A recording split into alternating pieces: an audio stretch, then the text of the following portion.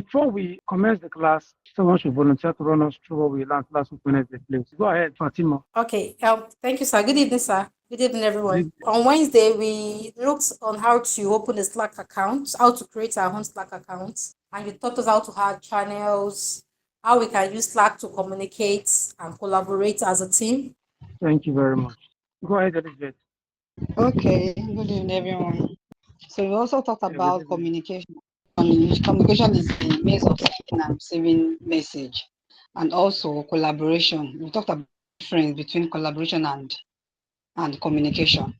So collaboration, I think you said of working together with someone to achieve aim or goals and objectives. Thank you.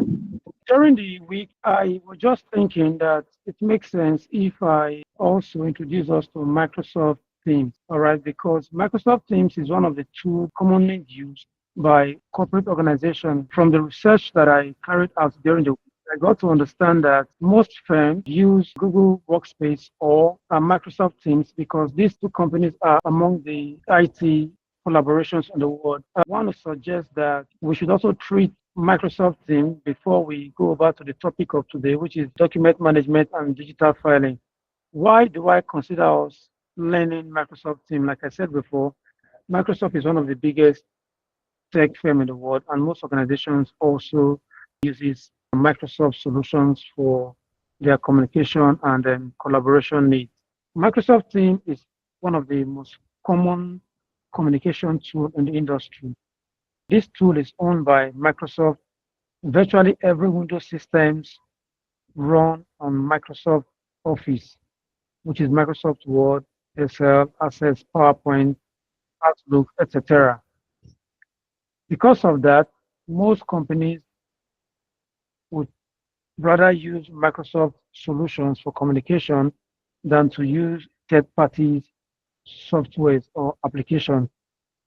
Hence, the need for us as virtual assistants to understand how Microsoft Teams work. All right, so this is the interface. Kindly ignore the names that you are seeing here. These are actually members of my team. Please mute your mic. If anybody distracts us going forward, we're actually going to remove the person from the meeting. Microsoft Team is just like your Slack and your Google Chat. We have chat, meet, community, calendar, and activities. So we are going to go through this part one after the other. Chat is actually where you can have direct conversations with your team members. We can record our screen or we can do an audio record. So and with the chat, you can engage your team members directly. Whatever communication or whatever message you send to your team members using the chat function, it is truly for them alone. For instance, Nicole is one of our partners. Whatever discussion I'm having with him is just between me and him. No other person in the team is aware of this discussion. If I want everybody to be aware, I'll have to move them to the community to discuss collectively. But if I'm using the chat functions, it's just between me and the person I'm chatting with. And in this chat function, I can do chat, I can attach a file. At the same time, I can also attach a picture and have an avenue for us to do video call and also audio call. Should I want to add people into this conversation, I can just use the add function here to start a group where we just discuss about the particular task at hand. Please note that for the chat is just a one-on-one, more like your DM, sending message to someone's DM kind of communication.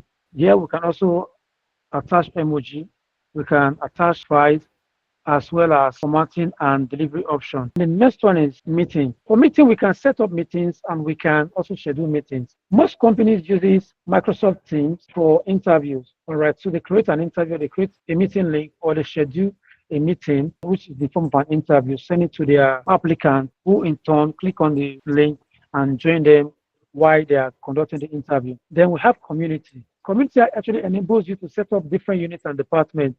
The beautiful thing about Microsoft Teams is that in a community, you can have sub-units. That's to say, in a department, you can have sub-units. For instance, we have accounting. Under accounting, we can have audit unit. We can have cost and tasks. We can have treasury. We can have payroll.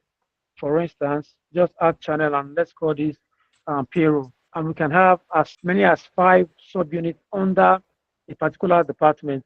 which is considered a community. Then calendar. Calendar is basically for meetings and an appointment. Most company uses Microsoft Teams for interviews. To create a meeting or to create an interview, you just look for the date and the time, click on it. So what is the title of the interview? We can say project manager. Once we send this, whoever is going to get the mail is going to get the invitation as interview for project manager. What date is the interview going to happen?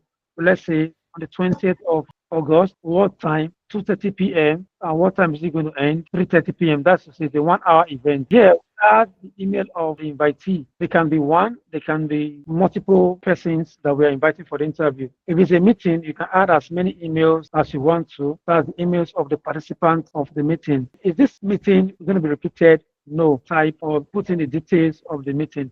Once we are done, we just save. So it will automatically create the meeting. Ample Infotech is inviting you for a Microsoft team meeting. What's the title? Interview for project management. This is the date, and this is the time, West Africa time. And this is actually my meeting link. All you have to do is just to click on join meeting to be part of the meeting. Who can bypass the lobby? That's to say, who can just come to the meeting without asking for permission to join? For instance, what we are doing currently, before you join this section, you have to wait at the lobby. That's why some of us come to the chat to say, please allow me in. While waiting, you are actually at the lobby. This is asking us who can bypass the lobby. We are saying anybody who is invited, or we can say only me, which is to say only the host can bypass the lobby. Every other person will have to be admitted into the meeting. Who can be present? Everybody can be present. So when we are done, just click on save and you can then send to whoever you want to send to. If I add an email address here, I can be able to send the meeting straight to my guest. Because there's no email here, that's why it's asking me to save and copy. Activity is actually where you see all the mentions, all the reactions, all the messages that are being sent, or the interactions that take place on this particular platform.